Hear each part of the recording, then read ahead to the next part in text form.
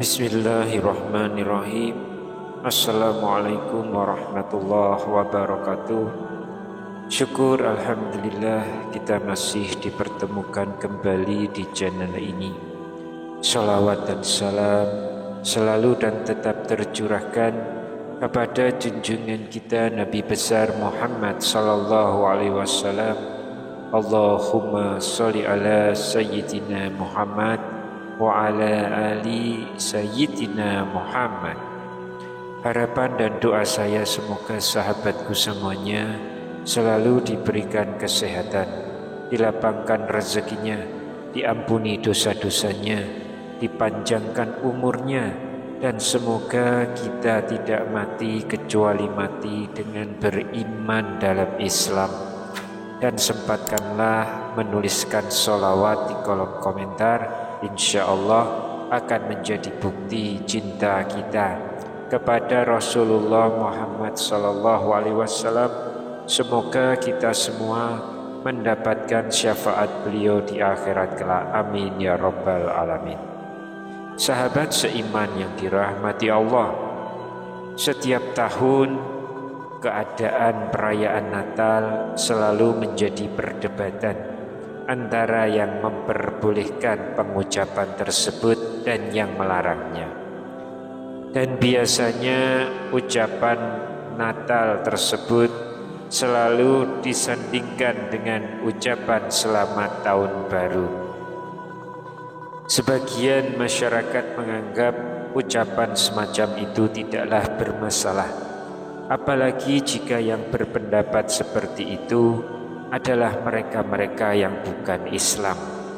Namun hal ini menjadi masalah yang besar ketika seorang Muslim mengucapkan selamat terhadap perayaan dari orang-orang yang bukan Islam. Bagi para tokoh agama yang membolehkan ucapan selamat Natal tersebut, biasanya mereka banyak mengutip ayat-ayat Al-Quran dan juga hadis yang menjadi landasan atau dasar mereka membolehkan mengucapkan selamat kepada perayaan saudara kita yang beragama Kristen tersebut. Lantas bagaimanakah kaum muslim harus bersikap mengenai hal ini? Sahabat seiman yang dirahmati Allah, sebetulnya sebagai umat Islam, kita harus memahami dan memperhatikan setiap dalil yang disampaikan oleh tokoh agama, ustadz, kiai, gus, dan sebagainya. Yang pertama kita lihat keabsahan dalilnya. Sejatinya masih banyak tokoh-tokoh agama yang kurang memperhatikan, dan seharusnya sebelum menggunakan dalil maka perlu dipastikan kesohihan dalil yang akan digunakan.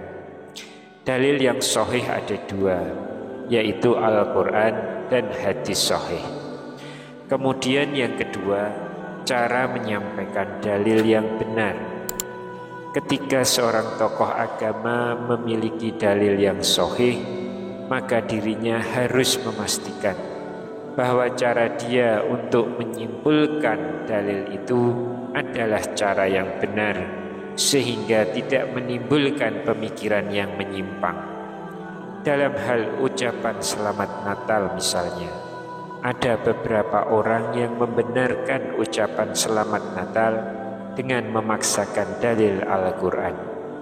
Ayat yang mereka korbankan untuk mendukung Natal adalah firman Allah yang berbunyi, dan keselamatan semoga dilimpahkan kepadaku Isa alaihissalam pada hari aku dilahirkan, pada hari aku meninggal, dan pada hari aku dibangkitkan hidup kembali.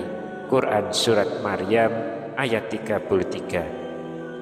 Mengenai hal ini maka kita layak menyebutnya sebagai musibah ketika ada orang Islam yang memaksa Al-Quran untuk membenarkan acara kekufuran. Menurutnya Allah memberi keselamatan untuk Nabi Isa di hari kelahirannya kematiannya dan ketika beliau dibangkitkan. Maka kita layak kemudian memberikan ucapan selamat atas kelahiran Isa yang itu diperingati setiap 25 Desember. Selayaknya saudara-saudara kita yang menyampaikan ayat tersebut juga berpikir, manakah bukti bahwa Nabi Isa alaihissalam dilahirkan tanggal 25 Desember? Adakah ahli sejarah yang bisa membuktikannya? Karena sejatinya Natal tidak hanya sebatas memperingati kelahiran Isa, namun Natal adalah bagian dari doktrin agama di mana menjadi momen bagi umat Kristiani untuk menyembah Tuhan mereka. Dan jika mau bersikap adil, seharusnya mereka juga mengucapkan selamat untuk kematian Nabi Isa, karena dalam ayat tersebut dinyatakan, dan keselamatan semoga dilimpahkan kepadaku Isa alaihissalam pada hari aku dilahirkan, pada hari aku meninggal. Dan sekiranya jika mereka melanjutkan ayat tersebut di dalam Al-Quran, bahwa di surat Maryam juga Allah sangat murka kepada orang yang menganggap Allah punya anak. Allah berfirman, hampir saja langit runtuh, bumi pecah, dan gunung berterbangan karena mereka menganggap Ar-Rahman punya anak. Quran surat Maryam ayat 90 hingga 91. Lantas bagaimanakah tafsir yang benar terkait dengan ayat surat Maryam tersebut? Yang pertama dari Ibnu Katsir rahimahullah menjelaskan, dalam ayat ini ada penetapan ubudiyah Isa kepada Allah, yaitu bahwa ia adalah makhluk Allah yang hidup dan bisa mati, dan beliau juga akan dibangkitkan kelak sebagaimana makhluk yang lain. Namun Allah memberikan keselamatan kepada beliau pada kondisi-kondisi tadi, yaitu saat dihidupkan, dimatikan, dibangkitkan, yang merupakan kondisi-kondisi paling sulit bagi para hamba. Semoga keselamatan senantiasa terlimpah kepada beliau. Tafsir Al-Quranul Azim. Lalu yang kedua dari Al-Qurtubi, beliau menjelaskan, dan keselamatan semoga dilimpahkan kepadaku. Maksudnya keselamatan dari Allah kepadaku Isa pada hari aku dilahirkan, yaitu ketika di dunia dari gangguan setan. Ini pendapat sebagian ulama sebagaimana ada di surat Ali Imran. Pada hari aku meninggal maksudnya di alam kubur, dan pada hari aku dibangkitkan hidup kembali maksudnya di akhirat, karena beliau pasti akan melewati 3 fase ini, yaitu hidup di dunia, mati di alam kubur, lalu dibangkitkan lagi menuju akhirat. Dan Allah memberikan keselamatan kepada beliau di semua fase ini. Demikian yang dikemukakan oleh Al-Kalbi. Lalu yang ketiga, tafsir dari At-Tabari rahimahullah yang menjelaskan, maksudnya keamanan dari Allah terhadap gangguan setan dan tentaranya pada hari beliau dilahirkan, yang hal ini tidak didapatkan orang lain selain beliau.